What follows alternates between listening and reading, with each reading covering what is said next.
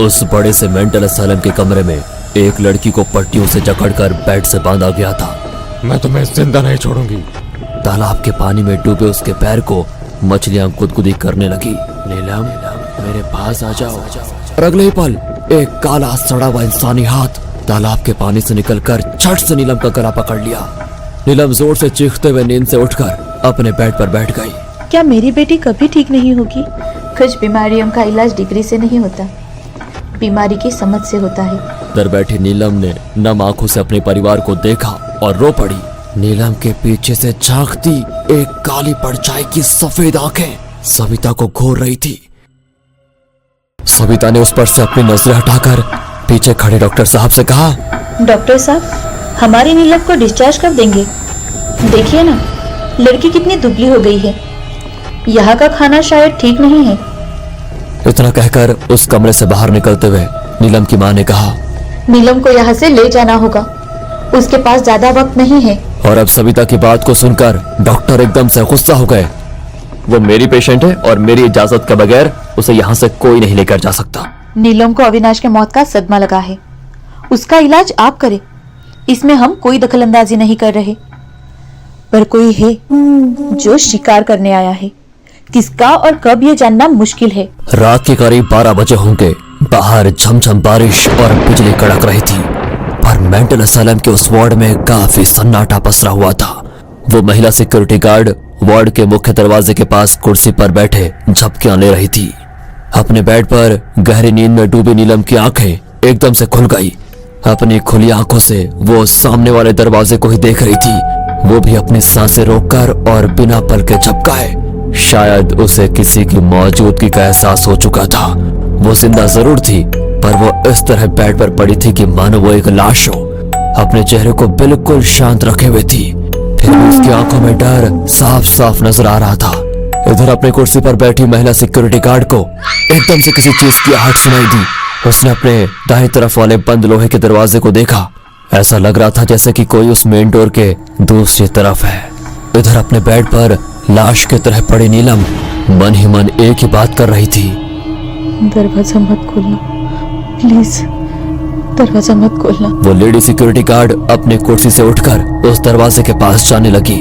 इधर नीलम बस एक ही बात मन में बार बार बोली जा रही थी, प्लीज प्लीज प्लीज दरवाजा मत खोलना। महिला कर्मचारी बंद दरवाजे के पास खड़ी दूसरी तरफ से आने वाली आहट को सुनने की कोशिश करने लगी। अपनी कमर की बेड पर लगी लकड़ी की लाठी हाथ में सुरक्षा के लिए लेकर उसने दरवाजे की कुंडी धीरे से सरकाई और इधर नीलम ने डर के मारे आंखें बंद कर ली। महिला सिक्योरिटी गार्ड ने दरवाजा थोड़ा खुला किया और बाहर झांकने लगी। बाहर तेज बारिश हो रही थी, साथ ही में अचानक से जोर की बिजली चमक उठी थी। तभी एक भयानक चीख से वो स्तन रह गई। वो झट से पीछे मुड़ी और दोबारा वही डरावनी चीख उसके कानों पर पड़ी। मेंटल असाइलम में मरीजों का चीखना चिल्लाना तो आम बात होती है, पर वो चीख साधारण नहीं थी। लग रहा था कोई मर्द और औरत दोनों एक साथ गुस्से में चीख रहे हैं। वो कुछ डरी सहमी सी हर एक कमरे पर नजर डालती चल रही थी। हर एक कमरे में मरीज चुपचाप बैठे थे। अब उस आवाज से महिला सिक्योरिटी गार्ड का दिमाग दर्द करने लगा। वो एक कमरे के बाहर आकर रुक गई। वो नीलम का कमरा था। दरवाजे पर लगे कांच की तरफ देखते ही उसकी आंखें फटी की फटी रह गई, क्योंकि दरवाजे पर लगा कांच खून से लथपथ था। अंदर का कुछ भी देख पाना मुश्किल था। उसने अपना मोबाइल निकाला और डॉक्टर साहब को फोन किया। कुछ दिन के बाद उन्होंने फोन उठाया। सर, यहाँ कुछ गड़बड़ है, क्या आप आ सकते हैं? क्या हुआ है? वो कुछ बोलती कि तभी किसी ने अंदर से दरवाजे पर जोरदार प्रहार किया। आवाज इतनी तेज थी कि मानो कोई लोहे की भारी भरकम चीज से दरवाजा तोड़ने की कोशिश कर रहा हो। वो आवाज फोन पर डॉक्टर साहब ने भी सुनी और वो तुरंत अस्पताल के लिए निकले। महिला गार्ड डरी सहमी सी दरवाजे से दूर हट गई। वो दरवाजा तो खोलना चाहती थी, पर आगे बढ़ने की उसमें हिम्मत नहीं थी। पर अगले ही पल सब शांत हो गया। न दरवाजा पीटने की आवाज, न वो चीखने चिल्लाने की आवाज, था तो सिर्फ एक सन्नाटा, अजीब जानलेवा सन्नाटा। और उस सन्नाटे में उस डरी हुई महिला गार्ड की सांसों की आवाज। हिम्मत करके वो दरवाजे के पास गई और खून से लाल हुए उस कांच से अंदर झांकने लगी, पर अंदर कुछ साफ नजर नहीं आ रहा था।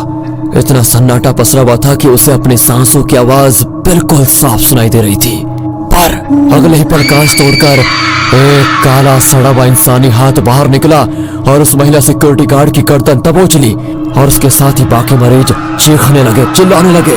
रात के सन्नाटे में वो चीखें इतनी डरावनी लग रही थी कि किसी चिड़ियाघर में जानवरों का एक साथ चिल्लाने जैसा लग रहा था। उस आवाज में महिला सिक्योरिटी गार्ड की चीख गुम होकर रह गई और अस्पताल का दरवाजा खोलकर आई डॉक्टर साहब सामने महिला सिक्योरिटी गार्ड की मौत का वो नजारा देखकर पूरी तरह हिल गए।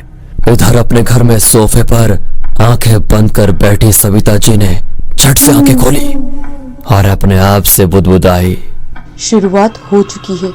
सामने टेबल पर रखा मोबाइल पर किसी का फोन आया। हेलो, अस्पताल में महिला सिक्योरिटी गार्ड का बड़ी ही बेरहमी से खून हुआ है और हमारी नीलम अस्पताल से गायब है। आप जल्दी से अस्पताल आइए। दूसरी तरफ कानों में पड़ी उस आवाज से सविता जी चौंक गई, पर शांत रहते हुए उन्होंने कहा, लगता है उस आत्मा ने अपना शिकार चुन लिया है। इतना कहकर वो अपने घर से बाहर निकली। बाहर झमझम बारिश हो रही थी। वो अपनी गाड़ी को लेकर रात के अंधेरे में सुनसान सड़क से मेंटल असलम की ओर जाने लगी। गाड़ी की कांच पर गिरता बारिश का पानी वाइपर से साफ करते ही सब कुछ पल के लिए साफ होता, पर कुछ ही सेकंड में दोबारा सब धुंधला नजर आता। सविता बिल्कुल शांत थी। वो लगातार कुछ मंत्र बुदबुदा रही थी। आधी रात का वक्त होने के कारण सड़क पर ज्यादा आवाजाही नहीं थी। अचानक उसे लगा कि कोई गाड़ी के सामने आ गया है। उसने जोर से ब्रेक लगाई। बारिश के पानी से भरी सड़क से फिसलते हुए कार कुछ दूरी पर जाकर रुक गई। गाड़ी तो रुक गई थी, पर वाइपर शुरू था, पर एक अजीब सा सन्नाटा फैला हुआ था। सविता बिना रुके कुछ मंत्र बुदबुदाए जा रही थी। वो चाबी घुमाकर गाड़ी स्टार्ट करने लगी, पर गाड़ी शुरू होने का नाम नहीं ले रही थी। गाड़ी का दरवाजा खोलकर वो नीचे उतरी। उस घनी बारिश से वो कुछ ही पल में पूरी तरह भीग गई। उसने अपने आसपास नजर घुमाई, तभी पीछे से किसी के चिल्लाने की आवाज सुनाई दी। उसने आवाज की तरफ देखा, पर अंधेरा होने की वजह से कुछ साफ नहीं दिखाई दे रहा था। वो पल भर में रुक गई। अपने खुले काले बाल अच्छे से बांधते हुए वो आगे बढ़ने लगी और धीरे धीरे सब कुछ साफ नजर आने लगा। सामने वही तालाब था और तालाब के किनारे पर बनी दीवार पर सफेद गाउन में कोई लड़की खड़ी थी। आसमान से एकदम से बिजली चमकी और उस सफेद रोशनी में खड़ी एक लड़की नजर आई। सविता जी ने प्यार से आवाज लगाई, नीलम। और उस लड़की ने कोई जवाब नहीं दिया। सविता कदम बढ़ाते हुए उसकी तरफ चलने लगी और चलते हुए दोबारा आवाज दी, पर कोई जवाब नहीं आया। अब वो तालाब के किनारे उस लड़की के पास जाकर खड़ी हो गई। दोनों तालाब की तरफ देख रही थी। सविता की दाएं तरफ खड़ी नीलम की आंखें एकदम लाल हो गई थी। खुले बाल चेहरे पर पसरे हुए थे। बारिश के पानी से वो पूरी तरह भीग चुकी थी। उसकी तेज गुस्से नजर तालाब के पानी पर टिकी हुई थी। उसकी तरफ बिना देखे सविता जी ने कहा, रक्षिता, तुम्हारा बदला पूरा हो, नीलम को सजा मत दो। इतना कहकर उन्होंने नीलम का हाथ अपने हाथ में लिया और नीलम की आंखें दोबारा सामान्य हो गई। उसका बदन एकदम से हल्का हो गया। वो चक्कर खाकर तालाब में गिरने वाली थी कि सविता जी ने उसको संभाल लिया और उसकी नजर नीचे पानी में तैरती डॉक्टर की पूरी तरह सफेद पड़ी लाश पर गई। अगले दिन अस्पताल के बेड पर पड़ी नीलम को एक नर्स ट्रीटमेंट कर रही थी। उसके माँ बाप पास ही खड़े थे। नीलम अब पूरी तरह से ठीक हो चुकी थी।